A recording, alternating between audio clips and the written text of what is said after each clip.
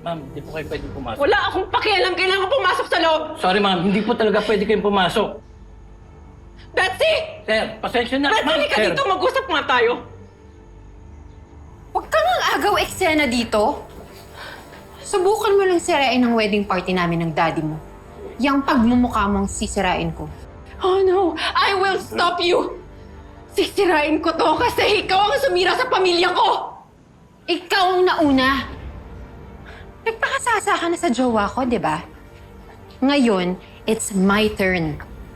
At wala ka nang magagawa dahil kasal na kami ng daddy mo. I'm his daughter! Anak ka lang. Asawa ko. Ang asawa napapalitan. Ang anak ay anak. I will always be my father's daughter, but you can stand there and call yourself his wife, but I will never, ever accept you as my stepmom!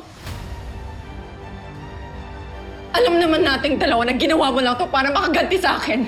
Manggagamit ka! Eh, ikaw. Magnanakaw. Betsy! Mal! Tama na! Tuloy Wala tayo! akong ninakaw sa'yo! Alam nating dalawa, bata pa lang tayo, gusto mong kunin lahat sa akin dahil inggitera ka. But you don't deserve any of it!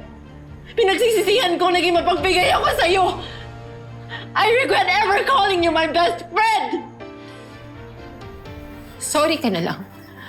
Dahil wala ka na magagawa. At naisahan kita. Dahil kasal na kami ng daddy mo. I am now your father's wife. Never! Magkamatayan na tayo pero hindi kita matatanggap! Ever! Hindi patayin pa rin ko! Mal! Tama na! Tama na! Mal! Tama na! Tama na! Gina! Gina, ano mo nangyari? Tama na! Anong nangyari sa inyo? Lumabas lang naman ako dito para i-welcome si Gina! Pero sinugod niya ako! Talagang susugurin kita, inasawa mo ang daddy ko in secret! I deserve to know! Tama na, Gina. Gina, masisisi mo ba ako? Ginawa mo ang lahat para pigilan ang kasal namin! Dapat lang talaga! You don't deserve my father! Gina, totoo ba yan? Tingnan mo! Tingnan mo, Robert, inamin din niya. Gumagawa siya ng paraan para masira ang mga plano natin. Kunyari okay lang sa kanya pero ayaw niya talaga matuloy ang kasal natin. Gina, totoo ba yung sinasabi niya?